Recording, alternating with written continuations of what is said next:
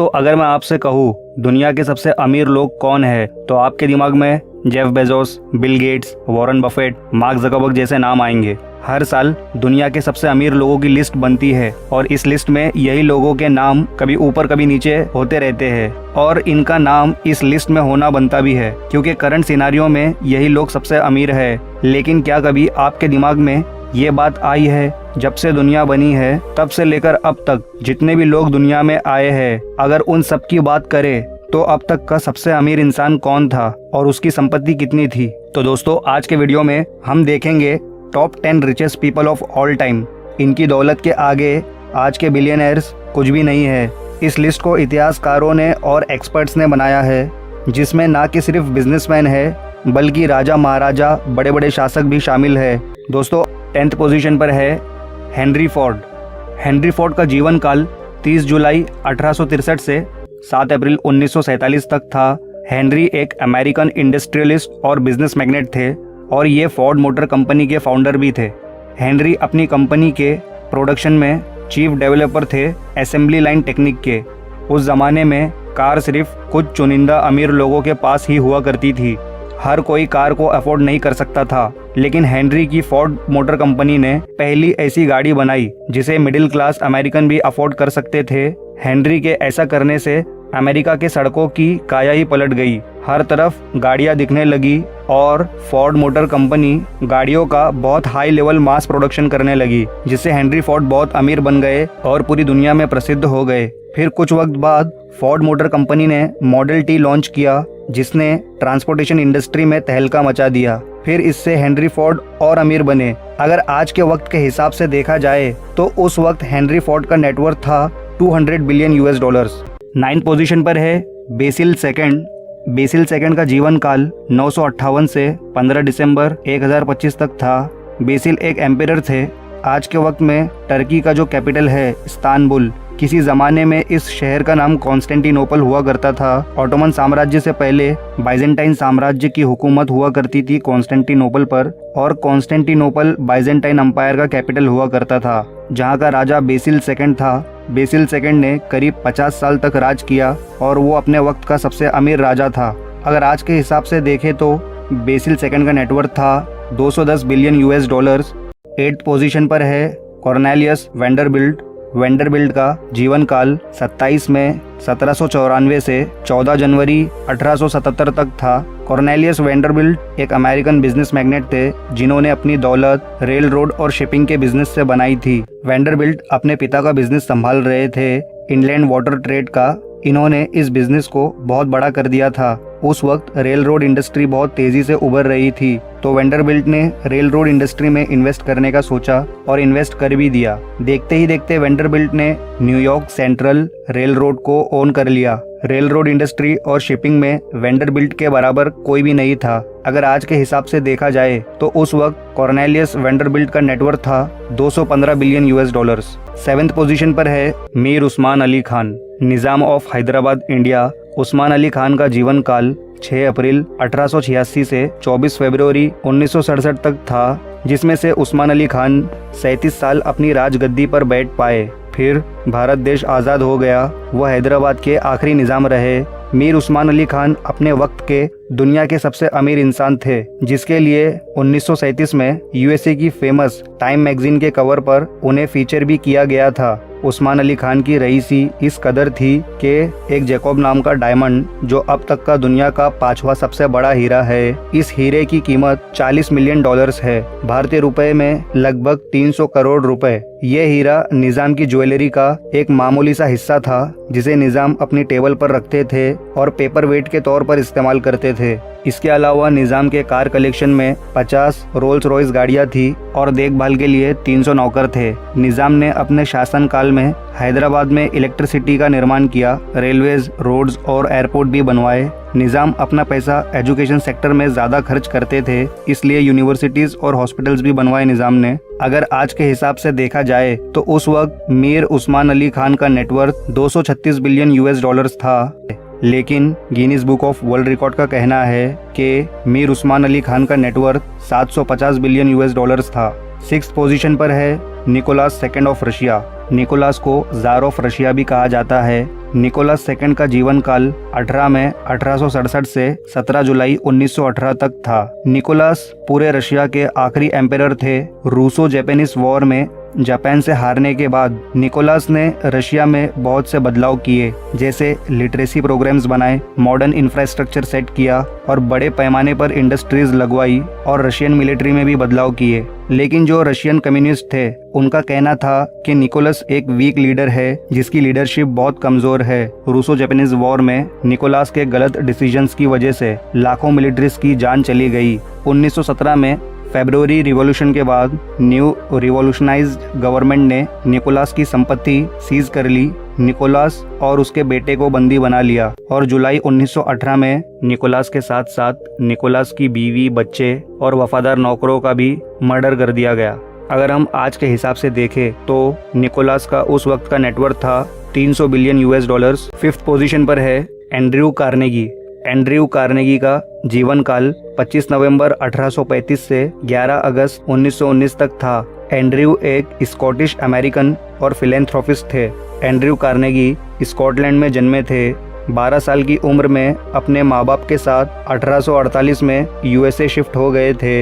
Andrew ने as a टेलीग्राफर काम करना शुरू कर दिया था। 1860 में एंड्रयू ने इन्वेस्टमेंट्स किए रेल रोड, स्लीपिंग कार्स में, ब्रिजेस और ऑयल ड्रिक्स में, जिससे एंड्रयू को बहुत ज़्यादा फायदा हुआ। उस वक्त स्टील इंडस्ट्री में बूम चल रहा था। एंड्रयू ने स्टील इंडस्ट्री में कदम रखा और US में पिट्सबर्ग कार्नेगी स्टील कंपनी शुरू की। देखते ही देखते ये कंपनी बहुत बड़ी बन गई। एंड्रयू ने 1901 में JP मॉर्गन को ये कंपनी बेच दी, जो आज US स्टील कॉरपोरेशन है। कार्नेगी स्टील कंपनी बेचने के बाद बहुत ज़्यादा अमीर बन गए और उस वक्त के जो सबसे अमीर थे जॉन डी रॉकफेलर को भी 7 सालों के लिए पीछे कर दिया था। एंड्रयू USA में और ब्रिटिश एम्पायर में सबसे लीडिंग फिलेंथ्रोपिस्ट बन गए। फिर एंड्रयू अपनी दौलत दान करने लगे। एंड्रयू ने एक बार में ही आज के हिसाब से 65 बिलियन US$ दान किए थे। धीरे धीरे एंड्रयू ने 90% अपनी दौलत दान कर दी। जब एंड्रयू कार्नेगी अपनी वेल्थ के पीक पर थे, उस वेल्थ को अगर आज के हिसाब से देखा जाए तो एंड्रयू का नेटवर्थ था 372 बिलियन US$। 4th पोजीशन पर है जॉन डी रॉकफेलर। रॉकफेलर का जीवन काल 8 जुलाई 1839 से 23 मई 1937 तक था। जॉन एक अमेरिकन बिजनेस मैग्नेट और फिलेंथ्रोपिस्ट थे। जॉन डी रॉकफेलर को अब तक का सबसे अमीर अमेरिकन कहा जाता है। जॉन का जन्म एक लोअर मिडिल क्लास फैमिली में हुआ था। जॉन 16 साल की उम्र में असिस्टेंट बुक कीपर की जॉब करने लगे। वहाँ जॉन ने बुक्स पढ़ना शुरू कर दिया, जिससे अलग अलग फील्ड का नॉलेज मिला और बिजनेस का भी। जॉन ने 20 साल की उम्र में अलग अलग छोटे बिजनेस में पार्टनरशिप बना ली थी। देखते ही देखते जॉन अमीर होने लगे। फिर जॉन ने ऑयल रिफाइनिंग बिजनेस पर कंसंट्रेट करने का सोचा। 1870 में जॉन ने स्टैंडर्ड ऑयल कंपनी शुरू की और इस कंपनी को जॉन ने 1897 तक चलाया। जब वो कंपनी के साथ थे तब तक वो अपनी कंपनी के सबसे बड़े शेयर होल्डर थे। USA का 90% ऑयल जॉन की स्टैंडर्ड ऑयल कंपनी में ही रिफाइन होता था, जिससे जॉन बहुत ही ज़्यादा अमीर बन गए थे। अगर आज के हिसाब से देखें तो उस वक्त जॉन डी रॉकफेलर का नेटवर्थ था 400 बिलियन US$। 3rd पोजीशन पर है मनसा मूसा फर्स्ट। मनसा मूसा का जीवन काल 1280 से 1337 तक था। मनसा का मतलब होता है सुल्तान या एम्परर, तो मूसा माली एम्पायर का 10वां सुल्तान था। माली वेस्ट अफ्रीका का एक देश है। जब मनसा मूसा का राज माली पर था तब माली देश दुनिया का सबसे ज़्यादा गोल्ड प्रोड्यूस करने वाला देश था, इसलिए उस वक्त मूसा से अमीर दुनिया में कोई नहीं था। मनसा मूसा की संपत्ति का पता तब चला जब मूसा मक्का के लिए अपनी हज यात्रा पर निकला।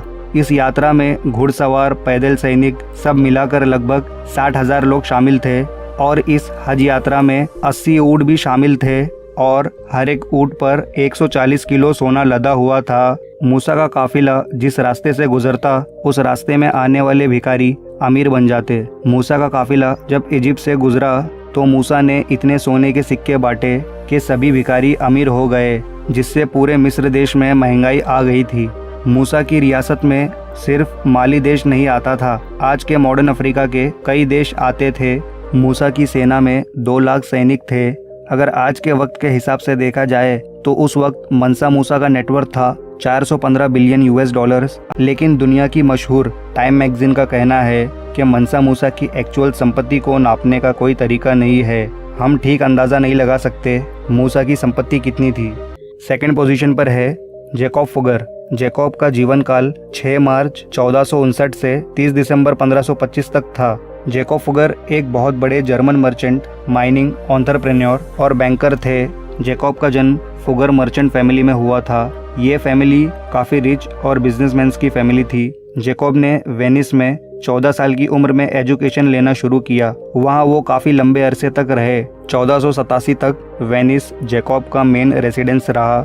जैकब जब बिजनेस में आए तो अपना खानदानी बिजनेस देख रहे थे, लेकिन जब जैकब ने मार्केट में मेटल्स की बढ़ती मांग को देखा तो माइनिंग करने का सोचा और मेटल की माइनिंग करनी शुरू कर दी, स्पेशली कॉपर्स की। देखते ही देखते कुछ दशक में जैकब का कारोबार पूरे यूरोप में फैल गया और कुछ वक्त बाद लगभग पूरी दुनिया में, जिसकी वजह से जैकब अपने वक्त में हर जगह प्रसिद्ध हो गए थे अपने कारोबार और अपनी अमीरी के लिए। अगर आज के हिसाब से देखा जाए तो जैकब का उस वक्त का नेटवर्थ था 500 बिलियन यूएस डॉलर्स। इस लिस्ट की फर्स्ट पोजीशन पर है ऑगस्टस सीज़र। ऑगस्टस सीज़र का जीवन काल 63 बीसी से 14 एडी तक था। ऑगस्टस सीज़र एक रोमन स्टेट्समैन और मिलिट्री लीडर थे जो आगे जाकर रोमन एम्पायर के पहले शासक बने और ये फर्स्ट रूलर थे जूलियो क्लाउडियन डायनेस्टी के। ऑगस्टस को इतिहास का अब तक का सबसे इफेक्टिव और कंट्रोवर्शियल लीडर माना जाता है।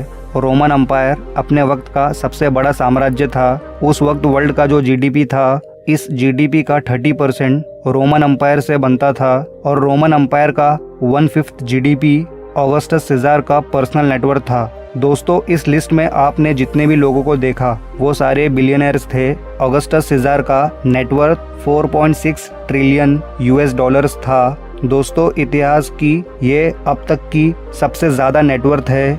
अगर अमेज़न के जेफ बेजोस की बात करें तो ये इस वक्त दुनिया के सबसे अमीर इंसान है। इस वक्त इनका करंट लेटेस्ट नेटवर्थ है 172 billion US dollars. Augustus Caesar का नेटवर्थ इससे 26 गुना ज़्यादा था, जिससे आप अंदाज़ा लगा सकते हो कितना ज़्यादा ये नेटवर्थ था। अब एक्स्ट्रा इन्फॉर्मेशन की बात करते हैं। लेकिन दोस्तों, इतिहासकारों और एक्सपर्ट्स का मानना है कि सिर्फ ऑगस्टस सीज़र ही ट्रिलियनर नहीं थे। ट्रिलियनर होने का पोटेंशियल और 3 शासकों में था, लेकिन इनकी संपत्ति के ज़्यादा एविडेंस ना मिलने के कारण ये लोग इस लिस्ट में नहीं है। पर लेकिन ऐसा कहा जाता है कि ये लोग भी ट्रिलियनर थे। Number 3 emperor Shenzong of China, number 2 king Solomon of Israel और नंबर 1 जंगेज खान। दोस्तों, अगर आपको ये वीडियो पसंद आया हो तो लाइक और शेयर ज़रूर करना और आपको ये वीडियो कैसा लगा नीचे कमेंट करके ज़रूर बताएं। और अगर आप इस चैनल पर नए हो तो चैनल को सब्सक्राइब करके बेल आइकन को ऑन ज़रूर करना, ताकि मेरे आने वाले ऐसे ही अमेजिंग वीडियोस आपको तुरंत मिल जाए। और थैंक यू सो मच इस वीडियो को यहाँ तक देखने के लिए। तो मिलते हैं नेक्स्ट वीडियो में। Good bye.